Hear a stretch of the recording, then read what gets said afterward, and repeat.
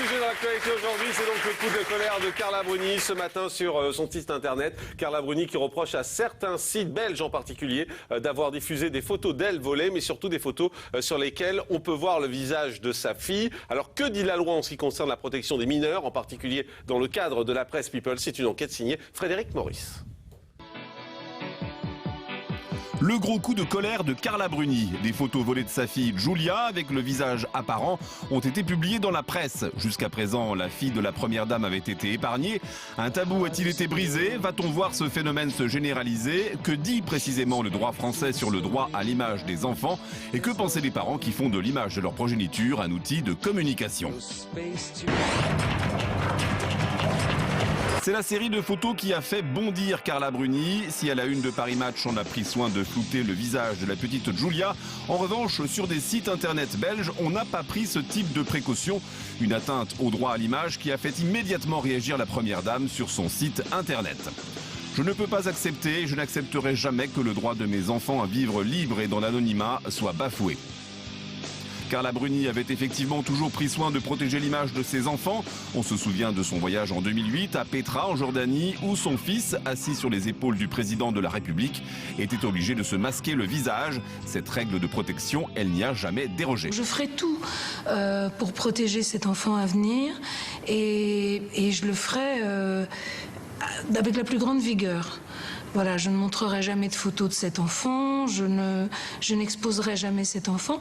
Je pense que l'exposition à la vie publique est un choix d'adulte. Alors dans le cas de publication sur des sites non français, quels sont ces recours? À partir du moment où si le magazine est sorti en France, ils peuvent attaquer d'ailleurs en France. S'il n'est sorti qu'en Belgique, a priori, ils ne pourront attaquer qu'en Belgique. Si maintenant ces magazines peuvent être consultés sur Internet, c'est-à-dire partout, notamment en Europe et donc en France, cette consultation possible après constat peut permettre l'introduction d'une action en France.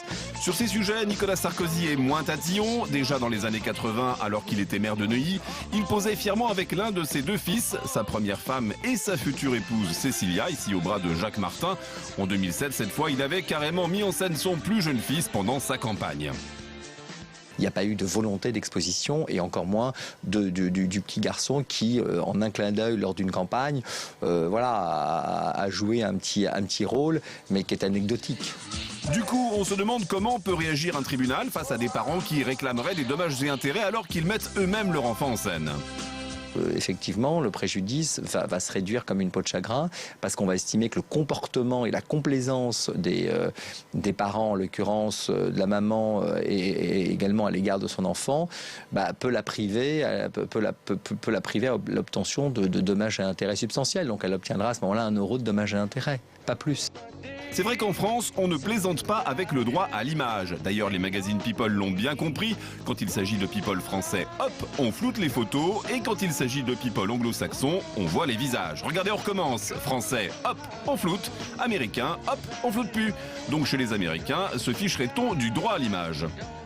Il faut pour cela, pour le coup aux États-Unis, avoir une complète discrétion sur vos progénitures. C'est-à-dire qu'il ne faut pas qu'elles aient pu être publiées avec votre accord avant. Or, on a vu très souvent, je pense à Angelina Jolie et Brad Pitt, dès que vous êtes une personne publique aux États-Unis, dans le droit anglo-saxon de façon générale, lorsque vous êtes une personne publique, cela autorise, cela légitimise le fait qu'on puisse à la fois prendre des photos de vous dans des lieux publics, les publier sans votre consentement, puisqu'on estime que ça participe de votre vie professionnelle, parfaitement consentie par vous. Et puis il y a ceux qui font absolument n'importe quoi, comme Amélie, multi-héroïne de télé-réalité. Dans une émission diffusée sur NT1, elle montrait son enfant avant même qu'il soit né. Voilà, ça c'est la dernière. Voilà. On va voir là comment il a grandi. Maintenant, on ne sait plus l'avoir en entier, parce qu'il est trop grand pour échographier. Parce qu'au début, on savait l'avoir en entier. Voilà.